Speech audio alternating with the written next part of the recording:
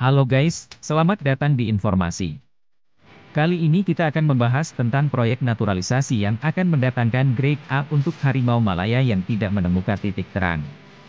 Rob Friend sebagai CEO Harimau Malaya pun angkat bicara.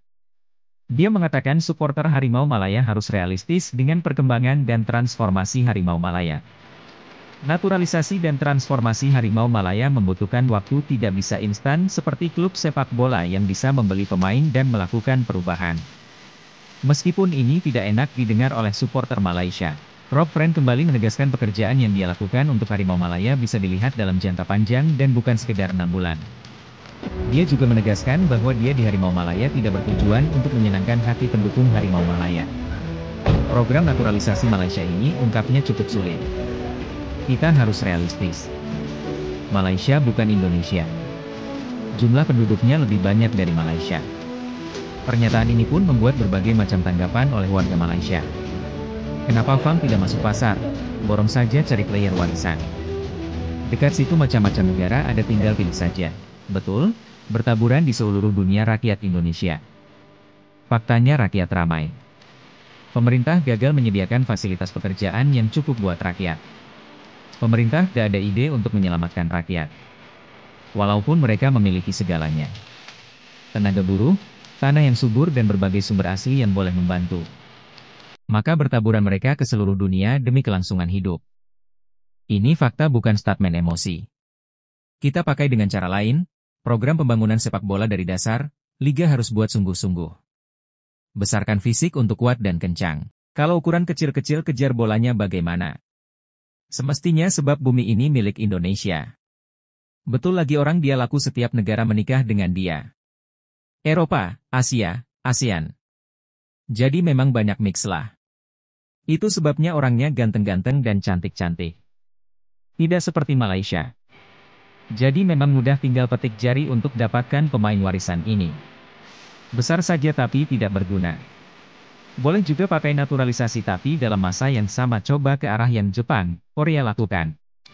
Sekarang lokal mereka bisa bermain di luar negeri. Semua suku di dunia berasal dari Konoha. Orang Melayu ada agama dan adat. Bukan bisa sembarangan menikah, terutama dengan bukan Islam.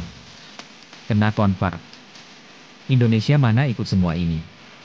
Pantas saja suka klaim satu dunia memang punya dia. Sibuk sekali. Kenapa? Indonesia di seluruh dunia adakah? Bumi ini dulu adalah Indonesia sebelum berpecah. Konoha. Konoha mendunia. Benihnya di semua tempat. Kenapa Indonesia banyak keturunan Belanda?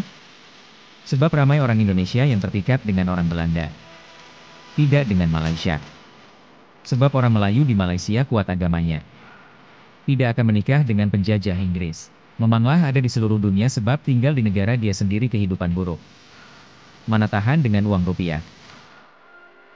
Ada lagi beberapa player yang heritage player ni, maksud saya heritage player ni yang berpengkalan di luar negara ini tidak membantutkan usaha kita lah untuk meneruskan ataupun mendapatkan pemain-pemain yang terbaik ini bagi meneruskan agenda kita untuk memperkuatkan pasukan nasional. Mungkin akan ada selepas ni,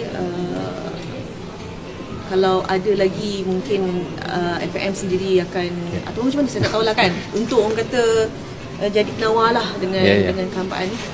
Kita terbuka sebenarnya, kita terbuka. Yang penting pada kita adalah pemain-pemain ini mempunyai cukup kualiti untuk mewakili negara ataupun mesti lebih baik daripada pemain yang kita ada lah. Kan, kalau setakat apa kualitinya sama macam dalam negara, baiklah kita pakai yang dalam negara aja. Jadi pemain-pemain ini mesti datang dengan satu tahap yang mereka dapat menunjukkan mereka lebih baik daripada pemain yang kita ada. Memang tujuan kita pun untuk memperkuatkan pasukan negara. Jadi kita pun memang berharap, bukan sekadar ini, dan kita berharap ada pemain-pemain yang macam saya Matt ni tadi yang mempunyai hasrat dan cita-cita murni dia untuk membantu pasukan Malaysia. Dan jangka panjangnya kita juga perlu untuk mengelakkan macam mana Fina kata, akhirnya satu tim tu besok orang lain.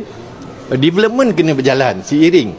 Untuk proses jangka panjangnya kita perlu membina ataupun memperkuatkan kita punya development program kita, supaya apabila kita sudah berada satu peringkat atau satu tahap yang baik ini, pemain-pemain ini tahu dia nak menjadi pemain negara, dia mesti capai tahap ini.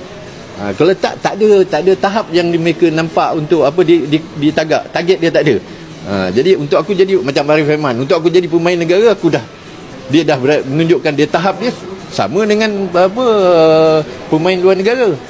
Kalau ada 11 Arif Rahman, tentulah kita tak perlukan pemain luar negara. Kita ni takkan sama dengan Philippines ataupun dengan Indonesia. Mereka punya banyak pemain warisan yang boleh mereka pilih, kualiti dan kuantiti. Kita ni very limited, dan banyak daripada portal tu mengatakan ada kita FM tak approach, banyak yang fake. Dan counsel saya Christopher Rush yang memantau perkara ni telah melihat yang reason ini pun, pemain ni pun bila kita PM dengan dia pun dia tak jawab, dan kita pun dapat tu dia pun tak ada mak ayah atau ibu atau ayah dia daripada Malaysia.